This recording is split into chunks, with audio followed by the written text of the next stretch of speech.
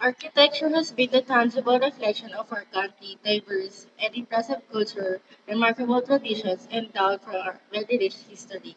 From houses to commercial structures, ecclesia to civic building, architecture in the Philippines never failed to narrate the story of our nation, of how it developed and progressed from primitivism to modernism, of how our foreign colonizers became the stimuli of change in our way of life, and of our endeavors to search for our identity.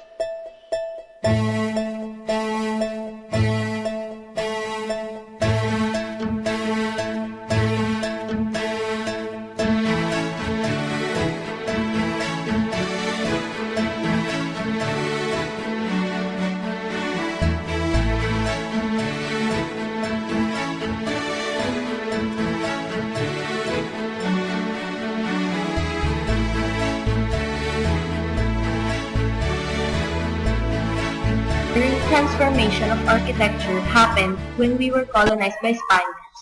The developments made were mainly manifested on the construction of dwellings and houses, and of course ecclesial structures such as churches.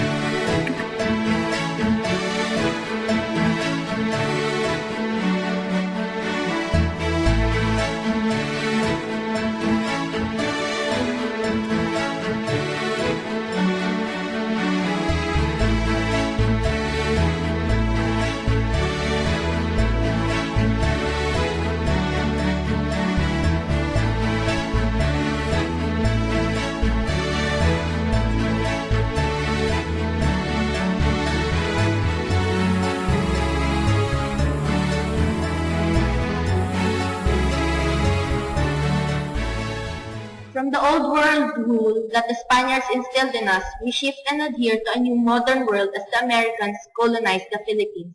They are aimed directly at making our country a civilized and modern one, preparing us for the formation of our own government. They became the medium, the instruments of the origin of their greatest architectural legacy, Art Deco in the Philippines.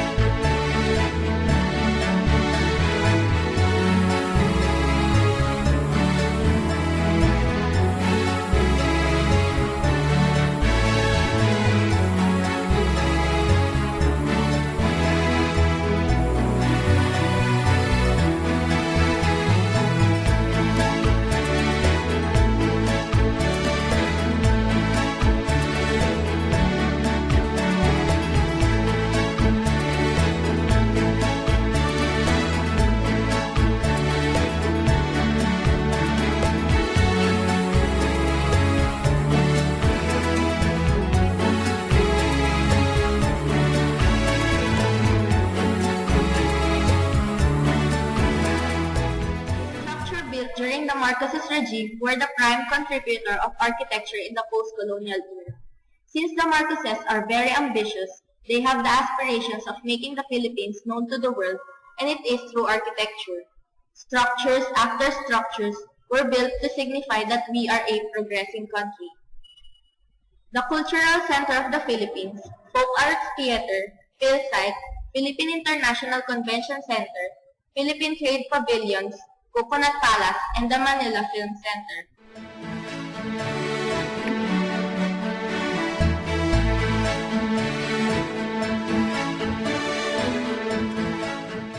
Myths of monumentalism, the myth of modern progress, the myth of modernity, the myth of nationality and collectivity.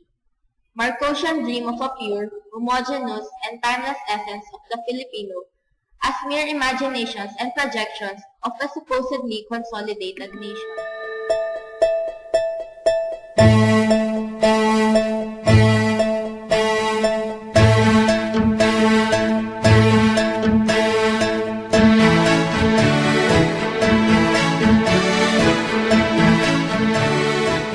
Structures that may be modern in style and materials, but very Filipino in its feel.